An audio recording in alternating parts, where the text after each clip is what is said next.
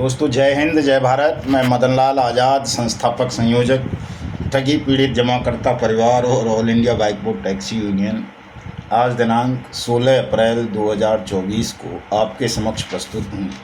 राजधानी दिल्ली से कुछ बड़ी खबरें, बड़े समाचार आपको बताने के लिए और अपने देश के उन करोड़ों ठगी पीड़ित जमाकर्ता परिवारों को उत्साह से लवरेज करने के लिए जो अन्याय के विरुद्ध लड़ने का साहस खो चुके हैं। और मैं अपने एजेंट साथियों को ज़्यादा संबोधित नहीं करता हूं कभी, लेकिन आज 2 वीडियो मैंने अपने एक वर्तमान साथी के और पूर्व साथी के सुने हैं, जिन्हें सुनकर उनका जो फेस एक्सप्रेशन है उसको देख कर के मुझे लगता है कि वो बहुत नर्वस हो गए हैं, उदासीनता के गहरे सागर में डूब गए हैं। तो इसलिए मैं आज अपने एजेंट साथियों से भी विशेष वार्ता इस अपने वीडियो संदेश के माध्यम से करूंगा, उन्हें अपनी बात कहूंगा। इसलिए तमाम साथी मेरे इस वीडियो संदेश को पूरा ध्यान से सुन लेंगे। जिन साथियों ने अभी तक हमारे YouTube चैनल को सब्सक्राइब नहीं किया है वो इसे सब्सक्राइब ज़रूर कर लेंगे। मेरे इस वीडियो संदेश को ज़्यादा से ज़्यादा शेयर कर देंगे, लाइक और कमेंट भी कर देंगे, ताकि आप सब हताशा के गर्त से बाहर निकलकर साहस जुटा सकें, अन्याय से लड़ने का, उत्पीड़न से लड़ने का, शोषण से लड़ने का, और जो आपके अपनों की मेहनत की जमा पूंजी लाखों ठग कंपनीज और क्रेडिट कोऑपरेटिव सोसाइटीज़ में डूब गई है, उसे वापस पा सको। तो साथियों, स्वागत है आप सबका आज के इस खास संदेश में। सबसे पहले तो मैं आपको बता दूं कि जो सेबी है उसने लगभग 1 दर्जन कंपनीज़ की प्रॉपर्टीज़ को सेल करने के लिए, नीलाम करने के लिए सीज उसने पहले ही कर रखी थी। उसकी तिथि तय कर दी है, 15 मई को वो इन कंपनीज़ की प्रॉपर्टीज़ को नीलाम करेगा। और उस नीलामी के पीछे उसका उद्देश्य यही है कि जिन लोगों का वो पैसा इन गैर कानूनी निवेश योजनाओं में डूबा था उनको उस पैसे को वापस कर सके। लेकिन आप सबको पता है कि सेबी की पैसा वापसी की रफ्तार क्या है। वो 2 मामले तो हमारे सामने हैं ही ताज़ा, PACL पल्स का और सहारा इंडिया का। सहारा इंडिया वाला 2012 से चल रहा है आज तक। 25 करोड़ में से 25,000 करोड़ में से 25 करोड़ भी सेबी वापस नहीं कर सका है निवेशकों को। PACL पल्स का है 50,000 करोड़ में से 50 करोड़ भी पैसा वापस नहीं कर सका है सेबी। तो सेबी से रिटर्न की ज़्यादा उम्मीद करना कि वो निवेशकों का संपूर्ण भुगतान कर देगा, किसी निश्चित समयावधि के अंदर कर देगा, ये भरोसा करना ही मैं समझता हूँ बेईमानी है, मूर्खता है। सेबी हमारा भुगतान नहीं कर सकेगा और ये बात सरकार भी जानती है, हमारी पार्लियामेंट जानती है, सेबी भी स्वयं जानता है, आप सब भी जानते हैं। तो सेबी से कोई बहुत ज़्यादा उम्मीद करना ठीक नहीं है। लेकिन चलो, कम से कम 1 दर्जन ठग कंपनीज और ठग क्रेडिट कोऑपरेटिव सोसाइटीज़ की कंपनीज़ को सेल आउट कर रहा है, नीलाम कर रहा है, ये अच्छी बात है। ये प्रक्रिया और तेज़ गति से बढ़नी चाहिए। इसी तरह की और भी कई खबरें हैं साथियों, लेकिन उन खबरों में ज़्यादा ना जा कर के मैं आज कुछ मूलभूत सिद्धांतों पर आपके साथ चर्चा करूंगा, ताकि आप सत्य को समझ सकें। और जब सत्य को समझ जाएंगे तो मैं समझता हूँ फिर और कुछ समझने की ज़रूरत नहीं रहती है। सत्य को समझने वाले लोग न्याय प्राप्त कर ही लेते हैं। थोड़ा देर अवश्य हो सकती है, लेकिन अंधेर नहीं हो सकती, अन्याय नहीं हो सकता। इसलिए मैं आप सबको सत्य बताने का प्रयास करूंगा, आप सब उसे समझें और समझकर जो हताशा, निराशा, उदासीनता आपके हृदय में घर कर रही है या करती जा रही है, बढ़ती जा रही है, उसको दूर करें। वो रामचरितमानस में बाबा तुलसीदास कह गए हैं, जब भरत ननिहाल से वापस आए, राम को वनवास हो गया, तो बहुत ज़्यादा निराशा के भाव में चले गए थे और उनको लग रहा था कि मुझे आत्महत्या कर लेनी चाहिए। तो अपने गुरु वशिष्ठ के पास गए और उन्होंने वशिष्ठ से कहा कि गुरुदेव, आप तो तीनों कालों के जानने वाले हैं, भूत भविष्य वर्तमान, और आपने ही भैया राम के राज तिलक का शुभ मुहूर्त निकाला था। ये हो क्या गया कि आज जिस अयोध्या में खुशियाँ होनी चाहिए थीं, वो अयोध्या बिलख रही है, सूनी हो गई, रो रही है, और ऐसे लग रहा है जैसे किसी ने अयोध्या के प्राणों का हरण कर लिया हो। तो क्या आपको ये सब पता नहीं था? उन्होंने ये प्रश्न किया अपने गुरु वशिष्ठ से। तो वशिष्ठ ने उनको जो जवाब दिया वो बड़ा मार्मिक जवाब था, सत्य जवाब था, शाश्वत सत्य है साथियों, इसको समझो। तो उन्होंने कहा, वशिष्ठ ने, सुनहु भरत भावी प्रबल, सुनहु भरत भावी प्रबल, बिलख कहु मुनिनाथ, और हानि लाभ जीवन मरण, यश अपयस विधात।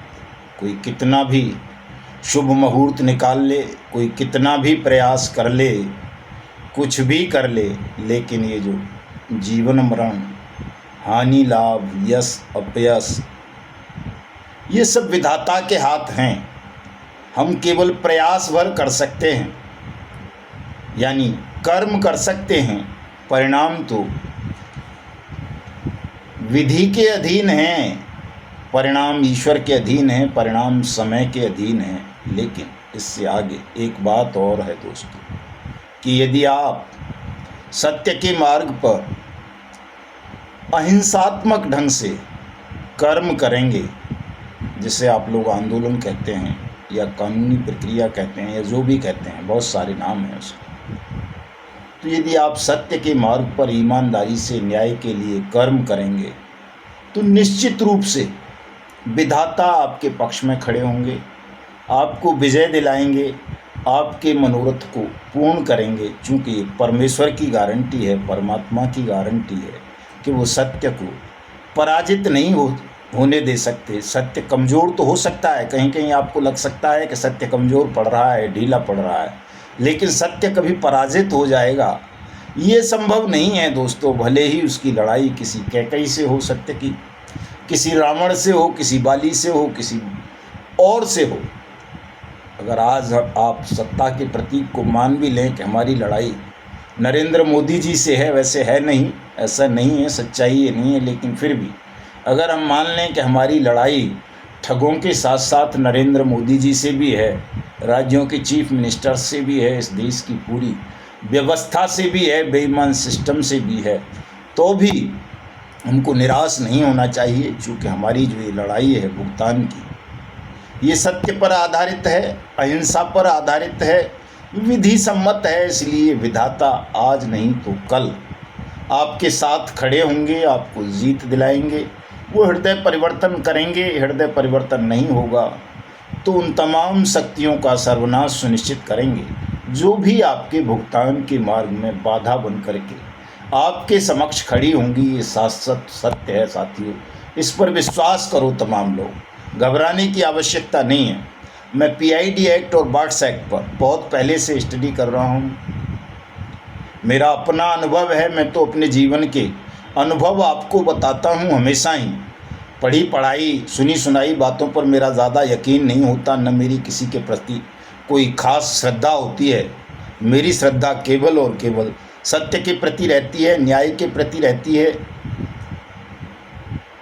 पीड़ितों के कल्याण के प्रति होती है। इन तीन चीज़ों के प्रति तो मैं श्रद्धा रखता हूँ, बाकी किसी के प्रति मेरे मन में कोई श्रद्धा नहीं होती है ज़्यादा। तो मैं अपने अनुभव से, अनुभवजन्य ज्ञान से ये आपको बता सकता हूँ कि साथियों, आपको हताश होने की ज़रूरत नहीं है, निराश होने की ज़रूरत नहीं है। निश्चित रूप से आप सबका भुगतान होगा, आपको बलिवेदी पर चढ़ने की आवश्यकता नहीं पड़ेगी। वो समय बहुत नज़दीक आता जा रहा है, आ गया है, जब आप सबका भुगतान आरंभ हो जाएगा। पीआईडी एक्ट्स को लेकर के मुझे मालूम था कि पीआईडी एक्ट में, चाहे वो किसी भी राज्य के पीआईडी एक्ट हों, यूपी का हो, मध्य प्रदेश का हो, छत्तीसगढ़ का हो, कर्नाटक का हो, महाराष्ट्र का हो, उत्तराखंड का हो, दिल्ली का हो, राजस्थान का हो, हिमाचल का हो, पंजाब का हो, हरियाणा का हो, बिहार का हो, झारखंड का हो, आसाम का हो, गुजरात का हो, जितने भी पीआईडी एक्ट हैं, लगभग 29 स्टेट में पीआईडी एक्ट्स बने थे, 1996 से बनते आ रहे हैं। इन पीआईडी एक्ट्स में एजेंट को ठगी का प्रथम जिम्मेदार माना गया था।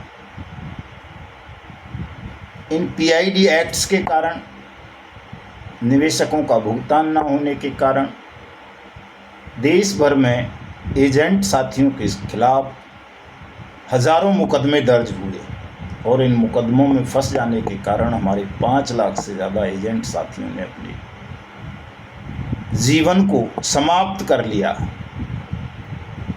कितने ही घर से बेघर हो गए, कितने ही अपना गांव, घर, खेत खलिहान, शहर छोड़कर गुमनाम जिंदगी जीने लगे और कितने ही अपने जीवन के तमाम सुखों से, आनंदों से वंचित हो गए। पीआईडी एक्ट्स के कारण सेबी, लिक्विडेटर और एनसीएलटी और इस तरह की लोढ़ा अग्रवाल कमेटीज़ के लाल फीताशाही के कारण कहें या लेट लतीफ़ी के कारण, दोस्तों, ये इतने बड़े पैमाने पर जो लोगों ने अपनी जीवन लीलाएं समाप्त की, आत्महत्या की, निराशा के भाव में जाने के कारण उन्हें लगा कि अब हमारे पास लड़ने का मार्ग नहीं बचा है, हम न्याय प्राप्त नहीं कर सकते, तो लोगों ने अपनी जीवन लीलाएं समाप्त करना आरंभ कर दी।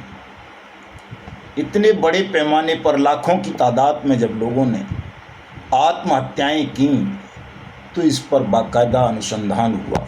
देश में, विदेश में बड़े बड़े रिसर्चर्स ने इस पर रिसर्च की। उसके बाद ये जो अनियमित जमा योजनाएं पाबंदी कानून 2019 है, जिसे हम बर्ड्स एक्ट 2019 बोलते हैं, ये अस्तित्व में आया। इसके पीछे जो लक्ष्य था, उद्देश्य था हमारी सरकार का, पार्लियामेंट का, आरबीआई का, सेबी का, यही था कि अब कोई एजेंट ठगी प्रकरण में फंस जाने के कारण अपनी जीवन लीला समाप्त ना करे और लोग न्यायपालिका के, प्रशासन के इतने धक्के ना खाएं, इतने लंबे समय तक उन्हें न्याय के लिए इंतज़ार करना ना पड़े कि वो इंतज़ार करते करते मर जाएं।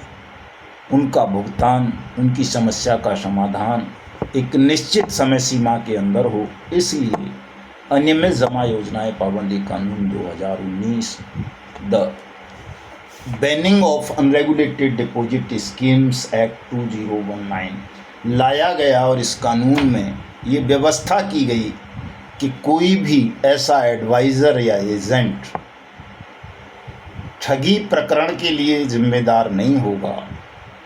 जब किसी कंपनी ने या किसी क्रेडिट कोऑपरेटिव सोसाइटी ने, किसी फर्म ने, किसी एसएसजी ने कोई पोंजी स्कीम्स, कोई पिरामिड स्कीम्स चलाकर जनता के धन को हड़पा हो, लूटा हो, सरकार ने इस कानून के अंतर्गत ये जिम्मेदारी ली कि कंपनी या credit cooperative society, firm, SSG या कॉरपोरेशन या एनबीएफसी या बैंक डूबता है, भाग जाता है या उसे सरकार बंद कर देती है, तो जो निवेशक है, जमा करता है, डिपॉजिटर है, उसका पैसा मरेगा नहीं, डूबेगा नहीं, वो पैसा सरकार वापस करेगी। इस कानून के अंतर्गत वापस करेगी। इस कानून में ऐसी कई धाराएं बनाई गई और ये व्यवस्था की गई कि इस कानून के अंतर्गत देश के प्रत्येक ज़िले में एक सक्षम और कुछ सहायक सक्षम अधिकारी नियुक्त किए जाएंगे, जो अपने अपने क्षेत्र के ठगी पीड़ितों से भुगतान के दावे आमंत्रित करेंगे, उनसे भुगतान के दावे लेंगे, क्लेम फाइल लेंगे, क्लेम एप्लीकेशन, और उस पर प्रोसीडिंग करके 180 दिन में फास्ट ट्रैक कोर्ट के माध्यम से इन्फोर्समेंट एजेंसीज के सहयोग से उनकी जमा राशि का 2 से 3 गुना पैसा उनको वापस करेंगे और किसी भी एजेंट को प्रताड़ना का शिकार नहीं बनाया जाएगा। वो सरकारी गवाह रहेगा, चूँकि बहुत सारी कंपनी और क्रेडिट कोऑपरेटिव सोसाइटीज़, उनके डायरेक्टर्स, सीएमडी वगैरह,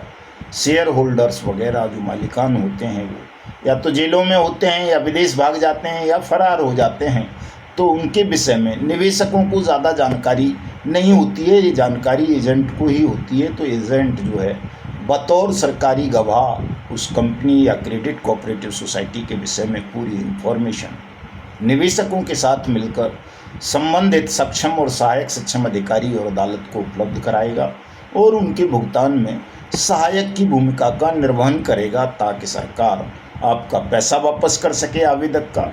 और जो दोषी हैं, वास्तविक दोषी हैं, डायरेक्टर्स, सीएमडी और शेयर होल्डर या पार्टनर वगैरह, उनको जल्दी से जल्दी दंडित किया जा सके, उनकी प्रॉपर्टीज़ को सीज और सेल आउट किया करके लोगों का भुगतान किया जा सके। ये इस एक्ट में व्यवस्था की गई। मैं जानता था अच्छी तरह से, पीआईडी एक्ट्स भी मैंने पढ़े थे, चूँकि मैं तो कानून के फील्ड का आदमी हूँ और ठगी के प्रकरणों से 2000 मतलब लगभग 30 साल पुराना अनुभव है, कितने ही ठगों से लड़े हैं। इसलिए मैंने ठगी पीड़ित जमाकर्ता परिवार बनाया, अपने साथियों को भरोसे में लेकर के, और बाट्स एक्ट का प्रचार प्रसार आरंभ किया। इसमें सरकार ने हमको कोई मदद नहीं की। कई लोगों के दिमाग में रहता है साहब सरकार ने कोई फाइनेंशियल मदद की होगी, ऐसा कुछ नहीं है साथियों। घर फूंक तमाशा देखने के उद्देश्य से हम निकले, हमारे मन में पीड़ा थी और हमें लगा कि यार हमारा जीवन भी व्यर्थ है यदि हमारी आंखों के समक्ष इतनी तादाद में, इतनी बड़ी संख्या में लोग अपनी जीवन लीला समाप्त कर लें, वो भी निर्दोष लोग। दोषी लोगों को तो मैं चाहता हूँ चाहे वो करोड़ों हों, उनको फांसी लटका दिया जाए, लेकिन निर्दोष व्यक्ति को, किसी को एक दिन की हवालात भी हो जाए तो असहनीय होती है, दुखद होती है, तकलीफ देह होती है। तो मन में पीड़ा थी, इसीलिए घर फूंक तमाशा देखने के उद्देश्य से जान हथेली पर लेकर पूरे देश में हम निकले, मिशन भुगतान भारत यात्रा कार्यक्रम के अंतर्गत। नारायण की असीम कृपा हमारे ऊपर पहले भी थी, आज भी है, कभी बताएंगे, वक्त मिलेगा तो। बहुत लंबी कहानी है वो, उसमें मैं जाना नहीं चाहता, लेकिन नारायण की कृपा से हमें बहुत सारे ऐसे साथी मिले जो पीड़ित थे और जो सत्य को समझने का भाव रखते थे या उन्हें लगा कि हमारी बातों में सच्चाई है। जैसे हमारे राष्ट्रीय अध्यक्ष फतेहपुर से सूरजदीन विश्वकर्मा जी, हमारे पूर्व राष्ट्रीय महासचिव रमेश सिंह जी जो अभी वो टपका गैंग चलाते हैं, और बहुत सारे साथी मिले। हम झांसी पहुँचे, झांसी में मिले, अयोध्या प्रसाद मिले हमको कौशाम्बी में, वहाँ सिराथू में साथी मिले अशोक जी, और हमारे पूर्व राष्ट्रीय उपाध्यक्ष निरंकारी महात्मा पाल साहब मिले, द्विवेदी जी मिले, सुनील शुक्ला जी मिले, बिहार में हमको लल्लन यादव जी मिले, अशोक मुदगल साहब मिले, क्या बोलते हैं दूध भले साहब मिले, महाराष्ट्र में शरणागत जी मिले, दोनों तीनों मैडमें मिली, विलास जी मिले, कर्नाटक में अप्पा साहेब मिले, वाईजी पाटिल साहब मिले तेलंगाना में, गुजरात में सतीश जी मिले, और बहुत सारे साथी मिले। राजस्थान में रतनलाल सांखी साहब मिले, मध्य प्रदेश से ही हमको किशुनदास गुप्ता जी मिले, प्रजापति जी मिले, हमारे शरद बामनिया जी मिले, राय सिंह डांगी जी मिले, सोनी साहब मिले, हरियाणा में कश्यप जी मिले, सतीश जी मिले, अजय भाई मिले, गुप्ता जी मिले, नरेंद्र जी, करमवीर जी मिले, दिल्ली में राजकुमार जी मिले, उत्तराखंड में आदरणीय जो हमारी यात्रा के संचालक ही थे सुखदेव शास्त्री साहब मिले, मुकेश क्रांतिकारी साहब मुझे दिल्ली आकर के उनसे पहले मिल लिए थे, लक्ष्मी जी मिली, हिमाचल में बहुत साथी मिले, पंजाब में बहुत साथी मिले, जम्मू कश्मीर तक में साथी मिले, और पश्चिमी उत्तर प्रदेश से मास्टर प्रताप सिंह, विजेंद्र सिंह, डॉक्टर मुन्ना जी, हनीफ भाई, मनोज जी, मथुरा से रामदेव गौतम जी, आगरा से डॉक्टर गोला साहब, शिकरवार साहब, फिरोजाबाद से बघेल साहब, कानपुर से कुशवाहा जी, मास्टर राम स्वरूप जी और बहुत सारे साथी, इस तरह से कितने के नाम गिनाऊं, बहुत लंबी कहानी हो जाएगी। हज़ारों की संख्या में हमको वो साथी मिले जिन्होंने हमारी बात को समझा, और वो सब नारायण की कृपा से ही मिले। नारायण की कृपा से ही वो, उनमें से आज बहुत सारे हमसे अलग भी हो गए होंगे, जिन्होंने इस सत्य को समझा कि हमें बर्ड्स एक्ट 2019 के लिए आंदोलन करना चाहिए, इसको घर घर पहुंचाना चाहिए, ताकि सबसे पहले हम उन लोगों की जान बचा सकें, उन लोगों के प्राण बचा सकें जो पीआईडी एक्ट्स की तलवार के कारण अपनी जीवन लीला समाप्त करते जा रहे हैं, हौसला खो चुके हैं, परिवार से विमुख हो चुके हैं। सबसे पहला लक्ष्य यही था कि उनको साहस दिया जाए, उनके प्राण बचाए जाएं। इसमें हम सफल रहे पूरी तरह से। आज आत्महत्या की घटनाएं लगभग शून्य हो चुकी हैं दोस्तों, हमारे 2-3 साल के इस संघर्ष के कारण। कई साथी, आज मैं सुन रहा था, हमारे विश्वकर्मा जी कह रहे थे कि परिणाम सिफर रहा है, शून्य रहा है। परिणाम शून्य नहीं रहा है दोस्तों, ये बहुत बड़ी गलतफहमी है, या हम जल्दबाजी का शिकार हैं। हम ठीक से चीज़ों का आकलन, विश्लेषण और समीक्षा नहीं कर पा रहे हैं। हताश होने की आवश्यकता नहीं है। मैं आपका वीडियो भी सुन रहा था, आप बहुत नर्वस और निराश लग रहे थे। निराश होने की आवश्यकता नहीं है। आज रमेश सिंह का वीडियो भी मैं सुन रहा था, चेहरे की हवाइयाँ उड़ रही थी, बता रहे थे पीआईडी एक्ट में फंस के कोई मध्य प्रदेश में किसी की कुर्की हो रही है, एजेंट की, उसकी संपत्ति को कलेक्टर की कोर्ट कुर्क करने जा रही है, और कई तरह की। वो तो हमेशा इसी तरह की हारी हुई खबरें परोसते रहते हैं। उसके पीछे उनका उद्देश्य क्या होगा वही जाने। लेकिन अभयदेव शुक्ला का भी मैं एक वीडियो सुन रहा था, वो भी आंदोलन वापस, उनका आंदोलन नहीं करेंगे, अब रेस्ट लेंगे, पता नहीं कई लोग कह रहे थे। साथियों, हताश होने की किसी को आवश्यकता नहीं है। हमारा अगर कोई मतभेद भी है, मनभेद भी है, तो उसके पीछे लक्ष्य ये नहीं है कि आपका अस्तित्व समाप्त कर दिया जाए या आप मेरा अस्तित्व समाप्त कर दें। लड़ाई सत्य की है, न्याय की है। समझिए, आप कोई भी आंदोलन कर लीजिए, कितना भी बड़ा, उस आंदोलन की ग्राउंड कुछ तो रखोगे या नहीं रखोगे। आपके पास देश में ठगी पीड़ितों के लिए अगर आंदोलन करने की कोई ग्राउंड है, कोई बुनियाद है, तो वो केवल और केवल बर्ड्स एक्ट 2019 है, जो आपको भुगतान की गारंटी का अधिकार प्रदान करता है और एजेंट को सुरक्षा देता है पीआईडी एक्ट से, चीटिंग के मुकदमों से। जो पहले 420 के मुकदमे कहे जाते थे, 120 भी लगा के उसमें एजेंट को ठूंस दिया जाता था, वो 316 हो गई है नई संहिता में धारा जो है। तो 420 नहीं कहलाया जाएगा कोई भी एजेंट। तो मेरा कहने का आशय ये है साथियों कि सत्य के मार्ग पर आओ सब, अभी कुछ नहीं बिगड़ा है। हमारा पहला जो लक्ष्य था हम उसमें सफल हुए हैं, हमें लोगों के प्राण बचाने थे। दूसरा लक्ष्य था हमारा आपको इतना ताकतवर बना देना कि आप सत्य को समझकर, व्यवहारिक सत्य को समझकर इस लड़ाई को लड़ने के लिए तैयार हो सकें। बहुत सारे लोग हुए, पहले कहाँ कभी इतने बड़े बड़े आंदोलन आपने देखे थे? कहीं इतने बड़े बड़े सेमिनार कहीं नहीं हुए, कभी नहीं हुए। पॉलिटिकल पार्टीज़ तो कर लेती हैं और दूसरे लोग कर लेते हैं, लेकिन ठगी पीड़ितों के इतने बड़े बड़े आंदोलन कभी नहीं हुए साथियों। जो आपने कर दिए वो इसलिए कर दिए कि आपको वो साहस मिल गया था बर्ड्स एक्ट के कारण कि आप सरकार से लड़ने के लिए ताल ठोक सकते थे, खंभ ठोक सकते थे। तो ये बहुत बड़ी उपलब्धि थी आपकी, प्रथम उपलब्धि। दूसरी उपलब्धि थी कि आपका संगठन राष्ट्रीय स्तर पर बना, लेकिन आपने उस बने बनाए खेल को जल्दबाजी के कारण, अपने निहित स्वार्थों के कारण, लालच के कारण खत्म कर दिया, या कहें आपने खत्म करने का प्रयास किया। खत्म तो नहीं होगा, चूँकि मुझे तो किसी ने कहा नहीं था कि साहब अब मिशन भुगतान भारत यात्रा निकालो, हमारी लड़ाई लड़ो। मुझे तो खुद ईश्वर ने प्रेरित किया, उन्होंने अपना दूत बना करके एक तरह से भेजा। और जब तक वो नहीं चाहेंगे, यानी कि जब तक मेरे शरीर में श्वासें हैं, तब तक मैं आपके लिए लड़ता रहूँगा। आप सहयोग करेंगे तो भी, नहीं भी करेंगे तो भी। मैंने तो आपसे पहले भी किसी से कुछ नहीं मांगा था, आज भी नहीं मांगता हूँ, लेकिन ये ज़रूर चाहता हूँ कि किसी धन पशु के समक्ष गिड़गिड़ाना ना पड़े, उसकी शरणागति स्वीकार ना करनी पड़े, चूँकि वैश्या का चरित्र मेरा नहीं है। आपकी लड़ाई है तो आपके पास जो भी है आपके बल से ही लड़ेंगे। अगर 1 रुपया भी होगा तो उसी से लड़ेंगे, नहीं भी होगा तो कोई बात नहीं। अक्षय भंडारी के उपासक हैं हम, उनके भंडार कभी खाली नहीं होता, वो कहीं ना कहीं से व्यवस्था कर ही देंगे। उतनी तो का आपका आंदोलन कभी समाप्त नहीं होगा जब तक आप सबका भुगतान नहीं हो जाएगा। हिंदुस्तान ठगमुक्त बेईमान रहित राष्ट्र राज्य के रूप में स्थापित नहीं हो जाएगा। इसलिए कोई भी साथी निराश ना हो, लड़िए, आप अपने अपने तरीके से लड़ते रहिए, कोई दिक्कत नहीं है। लेकिन जो आंदोलन की बात आप करते हैं, न्यायपालिका की बात जो आप करते हो दोस्तों, न्यायपालिका आपने सबने भुक्तभोगियों को न्यायपालिका से आपको न्याय पुराने कानूनों के अंतर्गत तो नहीं मिलेगा, न मिला है कभी। चूंकि हायर जुडिशरी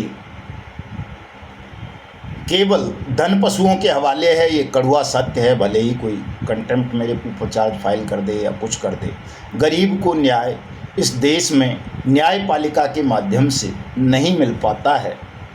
वहाँ केवल समझौते होते हैं और अधिकार नहीं मिल पाता है। न्यायपालिका के माध्यम से पुराने कानूनों के मार्फत आपको न्याय नहीं मिल सकता, लेकिन ये कानून आपको हायर जुडिशरी, उच्च न्यायपालिका जिन्हें हाई कोर्ट और सुप्रीम कोर्ट कहते हैं, उस पर भी एक प्रावधान इसमें दिया गया है। 2 प्रावधान हैं इस एक्ट में, और आपकी तरफ से सरकार को जाना पड़ेगा, हाई कोर्ट भी सुप्रीम कोर्ट भी। ये कानून ये कह रहा है, तो वहाँ निःशुल्क हो गया। आपको 5 लाख, 20 लाख, 50 लाख, 1 करोड़ खर्च करके किसी हरीश साल्वे को, अभिषेक मनु सिंघवी को, कपिल सिब्बल को या प्रशांत भूषण को, या किसी कौन सा वो है,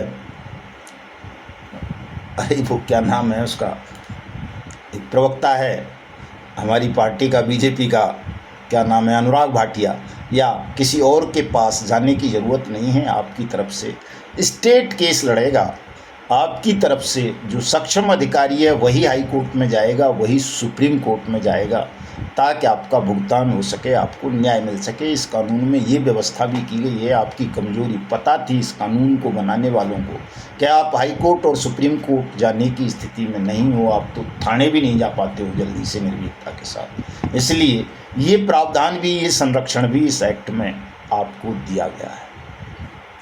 तो इस कानून को ग्राउंड बनाकर, क्योंकि कानून आपके हाथ में है, आपके पास है, इसमें कोई संशोधन भी नहीं हो पाएगा। अब तो किसी सरकार की हिम्मत नहीं कि कोई चाह करके भी इस कानून में संशोधन कर दे या कानून को वापस ले ले, ऐसा अब नहीं होगा। अब बन गया है कानून तो ये लागू होना ही है, आज नहीं तो कल आप सबका भुगतान होना ही है, ये भी तय है। लेकिन आपको जागने की ज़रूरत है, इस कानून को अपनी बुनियाद बनाने की ज़रूरत है। यदि आप इस कानून को अपनी बुनियाद नहीं बनाओगे, इसमें टीका टिप्पणी करोगे, इसकी खिलाफत करोगे, इस पर गलत प्रतिक्रियाएं दोगे अपने निहित स्वार्थों के कारण, तो निश्चित रूप से आप निराशा के अंधकार में जाएंगे। आपको कहीं भी अंधकार से निकलने का मार्ग नहीं मिलेगा। ये कानून ऐसा है जो आपको अंधकार से निकाल कर उजाले की ओर लेकर के जाएगा, विजय दिलाएगा, आपका भुगतान कराएगा, आपको सुरक्षा दिलाएगा। आंदोलन कीजिए, बहुत अच्छी बात है। मैं भी चाहता हूं कि एक बड़ा आंदोलन देश में हो, मैं सबसे आगे रहूंगा उस आंदोलन में। लेकिन दोस्तों, 2 तरह के आंदोलन होते हैं। एक आंदोलन होता है स्वतः स्फूर्त, जो बनाने का मैंने प्रयास किया। मेरा प्रयास यही था कि कोई संगठन ना बने, स्वतः स्फूर्त आंदोलन बने। चूँकि 42 करोड़ लोग पीड़ित हैं, ठगी पीड़ित, उन तक ये बात पहुंच जाएगी तो ये स्वतः स्फूर्त आंदोलन बन जाएगा। किसी नेता की, लीडर की, किसी संगठन की आवश्यकता नहीं होगी। जनता स्वयं सड़कों पर आ जाएगी, और जब जनता स्वयं सड़कों पर आ जाएगी तो चाहे कोई 56 इंची प्रधानमंत्री हो या 58 इंची या युवराज हो, खानदानी शासक, प्रशासक या प्रधानमंत्री, कांग्रेस वाले, उन सबको स्वतः स्फूर्त आंदोलन के समक्ष झुकना पड़ेगा, नतमस्तक होना पड़ेगा। इस कानून की अनुपालना करनी होगी, आपका भुगतान करना होगा। लेकिन वो नहीं हो सका। इससे मैं अपनी असफलता मानता हूं कि हम स्वतः स्फूर्त आंदोलन खड़ा नहीं कर सके देश में। और इसको असफलता भी कुछ नहीं, ईश्वर को जो विधि को मंजूर है, मैंने शुरू में ही कह दिया कि लाभ जीवन मरण या सपेस विधिहात उसके हाथ में है। उसने पता नहीं क्या सोचा होगा कि स्वतः स्फूर्त ना बनाकर इस आंदोलन को उन्होंने एक संगठन की रचना करवा दी, ठगी पीड़ित जमाकर्ता परिवार तप जप की। मुझे जो भविष्य दिखाई पड़ता है वो इसलिए है कि हिंदुस्तान को स्वतः स्फूर्त आंदोलन के माध्यम से हम ठगमुक्त बेईमान रहित राष्ट्र राज्य नहीं बना पाते। भुगतान तो हो जाता, लेकिन ये नहीं हो पाता जो इस संगठन के माध्यम से किया जा रहा है। तो स्वतः स्फूर्त आंदोलन करने की होने की गुंजाइश लगभग मृत प्राय है। परमात्मा कुछ चमत्कार कर दें तो वो अलग स्थितियां हैं, हो भी सकता है, लेकिन हम संगठनात्मक आंदोलन अवश्य कर सकते हैं। चूँकि जब कोई संगठन किसी आंदोलन के पीछे खड़ा होगा, उसके पदाधिकारी खड़े होंगे, तो वो आंदोलन सफल किया जा सकता है, उसी की आवश्यकता है। इसलिए तमाम साथी, अगर आप ये चाहते भी हैं कि हमें आंदोलन करना चाहिए, तो थोड़ा सा इंतज़ार तो कीजिए।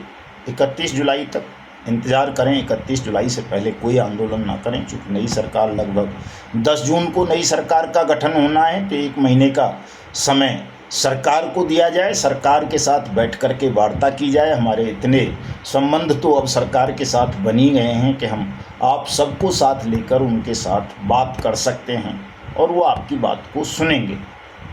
तो 31 जुलाई तक कोई भी आंदोलन आप लोग ना करें, लेकिन तैयारियां रखें, तब तक संगठन को मजबूत करें। मैंने कहा कई दिनों से चीख रहा हूं मैं कि जगह जगह कार्यालय स्थापित करें, क्योंकि जब तक कार्यालय स्थापित नहीं करोगे, संगठन नहीं बनाओगे, तो काहे का आंदोलन कर लोगे? करें ना। बहुत लंबे समय से बहुत सारे लोग आंदोलन कर रहे हैं, कौन सा क्या कर लिया, क्या उखाड़ लिया, क्या पछाड़ लिया। मैंने भी किए, आपने भी किए, सब ने किए। अंततः निराशा हाथ लगी आप सबके। मैं तो इसलिए निराश नहीं हूँ कि मैं तो ईश्वरवादी हूँ, मुझे तो ईश्वर पर भरोसा है। मुझे पता है कि जो भी होना है वो अच्छा होना है, भुगतान होना ही है, आज नहीं तो कल। इसलिए मैं निराशा में नहीं जाता, मुस्कराता रहता हूँ, लड़ता रहता हूँ, और कोई कुछ बिगाड़ भी नहीं पाता है। लेकिन दोस्तों, स्वतः स्फूर्त आंदोलन आप करने की हैसियत नहीं आपकी, और संगठन की तरफ आप ध्यान नहीं दे रहे हो। इतना भी नहीं कर पाते हो कि वीडियो ही शेयर कर दो ताकि लोगों तक बात पहुंच जाए, लोग जुड़ें ज़्यादा से ज़्यादा। मैंने 3-4 बार कहा कि आप जगह जगह कार्यालय स्थापित करो। अभी तक केवल 2 जगह से सूचना मिली है, एक राजसमंद से और एक बाराबंकी से, कि 2 जगह कार्यालयों की स्थापना हुई है। पहले से जो कार्यालय हमारे जहाँ खुले हुए हैं, जैसे एक फतेहपुर में खुला हुआ है, हमारे आदरणीय राष्ट्रीय अध्यक्ष महोदय ने और वहाँ के साथियों ने खोल रखा है, साहू जी वगैरह ने, हमारे क्या नाम है उनका, माता दीन साहब ने, और बाकी जगह मुझे नहीं लगता कहीं ऑफिस खुला हुआ है हमारा। तो केवल 3 या 4 ऑफिस खोल कर देश भर में, एक मैंने ये सेंट्रल ऑफिस बना रखा है, ऐसे ही मेरा घर भी समझ लो। 4 ऑफिस खोल करके देश में केवल आप छोटे छोटे कोई बड़ा आंदोलन राष्ट्रव्यापी कर पाएंगे। 42 करोड़ लोगों की पीड़ा को जल्दी से राष्ट्रीय पटल पर उठा देंगे, ये असंभव सी बात है। बहुत लंबा समय लगेगा दोस्तों। तो जो ग्राउंड है, बुनियाद है किसी आंदोलन की, उसको पहले पूरी करें। हर जिला स्तर पर आपका कार्यालय खुलना चाहिए। खोलिए, किसी भी नाम से खोलिए, टपका के नाम से खोलिए, तपजप के नाम से खोलिए, या कोई और संगठन है तो उसके नाम से खोलिए, लेकिन खोलिए और सब एक ही विषय पर केंद्रित रहें, अनियमित जमा योजनाएं पाबंदी कानून 2019। चूँकि इसके बिना और कोई उपचार आपके, मेरे या किसी के भी पास नहीं है, सबके भुगतान का और सबके संरक्षण का एक ही मार्ग है ये, जिस पर आप सबको केंद्रित होना चाहिए। तमाम निजी स्वार्थों को त्याग कर यदि वास्तव में आप एजेंट और निवेशकों का कल्याण चाहते हैं, उनकी भलाई चाहते हैं, तो चंदा चकोरी करना, चंदे को धंधा बनाना या कुछ और करना है तो वो अलग स्थिति है, वो फिर आप स्वतंत्र हैं, कोई कुछ भी कर सकता है। लेकिन जो साथी चंदे को धंधा नहीं बनाना चाहते, वास्तव में आपके मन में कोई पीड़ा है, आप निवेशकों के लिए कुछ करना चाहते हैं, एजेंट्स को सुरक्षा दिलाना चाहते हैं, देश के लिए कुछ करना चाहते हैं, तो आपको सत्य के मार्ग पर ही आना होगा। सत्य से विमुख होकर के आप कुछ कर सकेंगे देश के लिए, पीड़ितों के लिए, यह संभव सी बात है। अपने लिए भी क्या कर पाओगे मुझे नहीं लगता, क्योंकि जब अपने लिए सुब्रत राय नहीं कर सका, निर्मल सिंह बंगू नहीं कर सका ठगी करके, वो क्या नाम है उसका, प्रीतम सिंह नहीं कर सका जीसीए वाला, वो गुर्दा चोर पीपीएस सेठी नहीं कर सका, संजय भाटी नहीं कर सका, कौन सा तिवारी था वो विष्णुकांत तिवारी नहीं कर सका, राशिद नशीम नहीं कर सका, वो कौन सी शेख जोरा क्या थी वो ठगनी, वो नहीं कर सकी, वो भापा कर पापा कर वाला नहीं कर सका, वो समृद्धा वाला मुत्तेवार नहीं कर सका, मनोज चांद नहीं कर सका, वो HBN वाला सरदार नहीं कर सका, GN गोल्ड वाला नहीं कर सका। तमाम ठग आज जेल की सलाखों के पीछे हैं।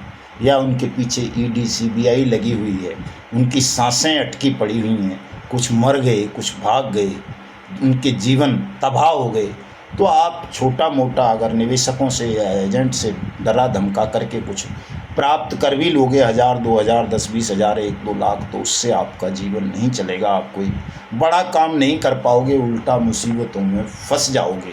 ये भविष्य है हिंदुस्तान का दोस्तों, चूँकि ठगी करने वाला हिंदुस्तान में खुली हवा में सांस अब ज़्यादा लंबे समय तक नहीं ले पाएगा। जैसे जैसे ये जागरूकता बढ़ेगी वैसे वैसे ठगों की श्वासें कम होती जाएंगी, रुकती जाएंगी। ठग या तो जेल के सीखचों के पीछे रहेंगे या वो नरकगामी होंगे।